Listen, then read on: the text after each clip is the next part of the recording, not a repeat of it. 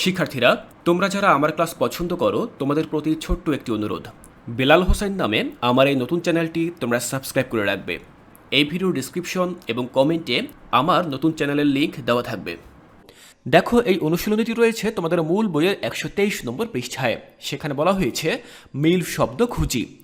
ছড়া কবিতায় এক লাইনের শেষ শব্দের সাথে পরের লাইনের শেষ শব্দের মিল থাকে, যেমন পারে ধারে, সারে, রাজি মাঝি ইত্যাদি।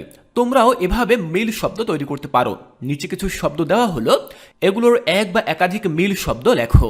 তাহলে শিক্ষার্থীরা, আমরা এখন কি করব বলো তো? মিল শব্দ তৈরি করব। এখানে দেখো একটি ছক দেওয়া রয়েছে।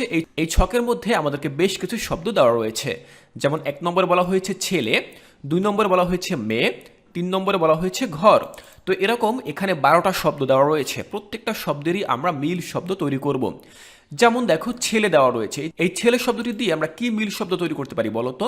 ছেলে দিয়ে আমরা লিখতে পারি মেলে, খেলে, গেলে, পেলে। মানে কি? অর্থাৎ এই ছেলে শব্দের সাথে উচ্চারণ বা ছন্দগত মিল রয়েছে এমন শব্দগুলো আমাদেরকে সামনের এই ফাঁকা ঘরে লিখতে হবে। ঠিক এভাবেই এখানে 12টা শব্দ দেওয়া রয়েছে। প্রত্যেকটা শব্দ দিয়ে আমরা এক বা একাধিক মিল শব্দ তৈরি করব। খুব মজার না বলো? তাহলে চলো আমরা দেখে নিচ্ছি এই মিল শব্দগুলো।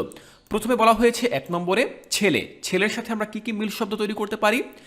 জেলে, মেলে, গেলে, বেলে, এলে, ঠেলে, তেলে, পেলে, খেলে।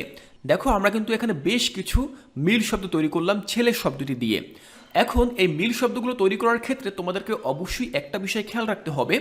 তোমরা এমন সব শব্দ তৈরি করবে যেগুলো ছন্দগতভাবে তো মেলেই, অর্থগতভাবেও যেন মেলে। অর্থাৎ এমন কোনো শব্দ লেখা যাবে না যার কোনো অর্থ নেই। অবশ্যই আমরা সেই সকল শব্দই লিখব যেগুলো সম্পূর্ণরূপে অর্থপূর্ণ। এরপর দেখো 2 নম্বরে বলা হয়েছে মেয়ে। মেয়ে দিয়ে আমরা কি তৈরি করতে পারি? মেয়ে, খেয়ে, গে, চে, ছে, নে, ঢে, পে, বে, যে। দেখো, এই সুন্দর সুন্দর শব্দগুলো কিন্তু আমরা মেয়ে এই শব্দটির সাথে ছন্দ আকারে তৈরি করতে পারি। আবার দেখো বলা হয়েছে ঘর। ঘরের সাথে কি মিলাতে পারি আমরা বলো তো? ঘর, বর, পর, মর, কর, জ্বর, চর, নর, ধর, স্বর, ডর, দর।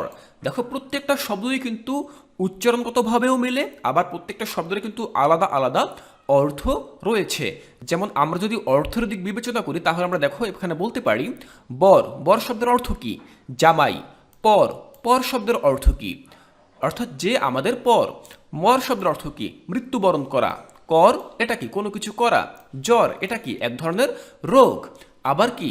চর এটা কি? নদীর মধ্যে যে চর জাগে সেটা। আবার এখানে বলা হয়েছে আরো একটা চর। এই চর শব্দের অর্থ কি? থাপ্পড় মারা। অর্থাৎ এখানে যতগুলো শব্দ তোমরা দেখতে পাচ্ছ প্রত্যেকটা শব্দেরই কিন্তু আলাদা আলাদা অর্থ রয়েছে। তাই অবশ্যই আমরা যখন শব্দগুলো লিখব প্রত্যেকটা শব্দের যেন অর্থ থাকে। হাবিজাবি কোনো একটা শব্দ মিল করে লিখে দিলেই কিন্তু হবে না। 4 দেখো বলা হয়েছে যত। যত দিয়ে আমরা মিলাতে পারি যত, তত, মত, হত, ক্ষত, নত, শত। 5 বলা হয়েছে তখন। তখনের সাথে আমরা মিলাতে পারি যখন, কখন। 6 বলা হয়েছে পার। পারের সাথে আমরা মিলাতে পারি ঘাড়, যার, মার, তার, আর, খার, চার, ভার, সার। শিক্ষার্থীরা, যখন তোমরা এই শব্দগুলো মুখস্থ করবে, খুব সুন্দরভাবে ছন্দ আকারে মুখস্থ করবে, তাহলে কিন্তু এই শব্দগুলো তোমাদের মাথায় একেবারে গেঁথে যাবে। তারপরে 7 বলা হয়েছে কি খেয়াল করো, আধার। আধারকে আমরা মিলাতে পারি কিভাবে? বাধার, সাধার, দাদার, কাদার, চাদার। 8 বলা হয়েছে কি দেখো, জাল, তাল, হাল, খাল, গাল, চাল, ছাল, ডাল, পাল। এই যে শব্দগুলো রয়েছে। 9 বলা হয়েছে কি দেখো, বাঁশ। বাঁশের সাথে আমরা কি মেলাতে পারি? কাশ, আশ, ঘাস, চাষ, চাষ, হাঁস, খাস, লাশ, তাস, দাস, ফাঁস, মাস, শ্বাস। দেখো, খুব সুন্দরভাবে অনেক সুন্দর সুন্দর শব্দগুলো কিন্তু আমরা এখানে এই 9 নম্বরে বাস শব্দটির সাথে মিলকরণ করলাম। 10 বলা হয়েছে জলা। জলা শব্দের সাথে আমরা মেলাতে পারি ফলা, গলা, জলা, কলা, চলা, ডলা, তলা, ফলা, বলা, মলা এবং শলা। 11 বলা হয়েছে দিন। দিনের সাথে আমরা মিলকরণ করতে পারি চিন, জিন, তিন, দিন, ঋণ, বিন, নিম, হিন। দেখো অনেক সুন্দর সুন্দর শব্দ কিন্তু আমরা এখানে মিল করে দিলাম।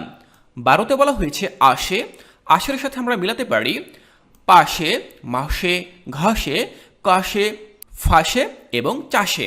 তাহলে শিক্ষার্থীরা তোমরা দেখলে যে 1 থেকে 12 পর্যন্ত এই 12টি শব্দের একাধিক মিল শব্দ বা ছন্দযুক্ত শব্দ কিন্তু আমি তৈরি করেছি। এখন এখানে আমি যে শব্দগুলো তৈরি করেছি এর আরও বেশি শব্দ কিন্তু তোমরা চাইলে তৈরি করতে পারো। শিক্ষার্থীরা আশা করছি আজকের ক্লাসটি তোমাদের জন্য অনেক বেশি উপভোগ্য হয়েছে।